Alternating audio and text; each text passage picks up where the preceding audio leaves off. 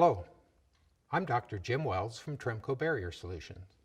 In this session, we'll be talking about how using the performance path and reduced air infiltration allow you to build a better home at lower cost.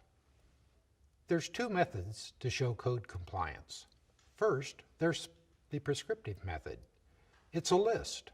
You use the list, and the list determines your cost. Second, there's the performance path. If you use performance, you choose the best way to achieve the energy performance required by codes. The performance path is required by Energy Star and most utility incentive programs. And importantly, it maximizes the value of construction alternatives. The value of insulation diminishes. You know, we're already well insulated in our attics, for example. Typical insulation levels required is an R38. Advanced codes are proposing or stipulating that you move to R49. Is this a good value? Now we could look at the total BTUs used, or we could use heating and cooling dollars for the homeowner as our measuring stick. So today we'll just use the dollars as our measuring stick. If we go from R38 to R49 in a typical two-story house with about 1,300 or 1,400 square feet of ceiling area, the savings provided by increasing that insulation level from R38 to R49 is only $6 annually. So looking at the value provided by increasing ceiling insulation from R38 to R49, typically that might cost $250 or more. Even on a simple payback calculation, it would exceed 50 years, a very poor value. Let's look at something that provides much greater value for the construction dollars. Focusing on air changes, if we had a typical air change value of 7 by the blower door test, we can see that it cost the homeowner about $165 a year for their energy bills. If we lowered that to 3 air changes, it reduces that portion of the energy bill to $47, providing nearly $120 savings a year, which is 20 times the savings that we would have achieved from increasing ceiling insulation from R38 to R49. Obviously, a much better value. If we look at a number of things we could do on the home, we can apply the same methodology to the wall insulation, the basement insulation, or any of the insulation on the home. Here we have a Zone 4 2009 code.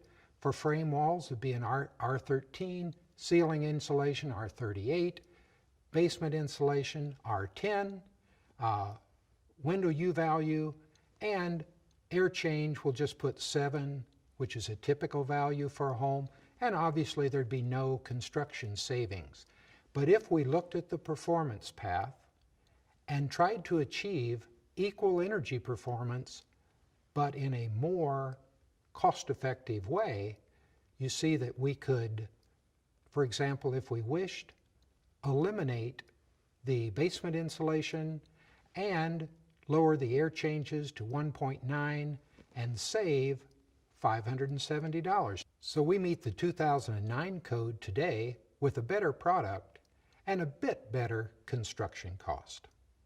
Now, if we look at the requirements for the 2012 base code in Zone 4, you notice the requirements have increased on the prescriptive path. The walls requirement has increased from an R13 2x4 wall to an R20 2x6 wall, or the R13 2x4 wall with an addition of R5 foam. The ceiling requirement increased from R38 to R49. The basement walls are 10 and windows still at U35, but air changes are now required to be 3 or below. Now, if we use the performance path, we could stay with the 2x4 R15 wall, keep R38 in the ceiling, have the R10 in the basement, the same windows, and just control our air changes a little bit more to 2.5 and save over $1,400. So we get equal performance at lower construction cost.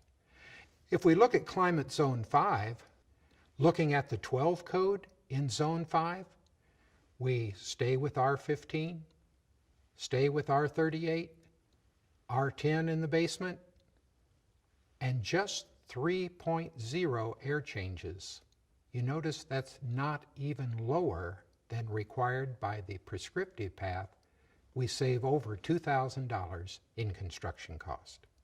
So, using the performance path and lowering air infiltration lets you take advantage of the trade-offs that best suit your building practice, whether it's ceiling, wall, or crawl insulations, window U-value, right-sizing your HVAC equipment and maintaining greater comfort for the occupants.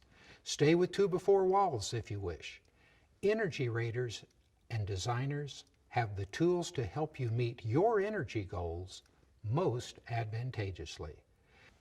Using the performance path and reducing air infiltration is the key to your construction cost savings.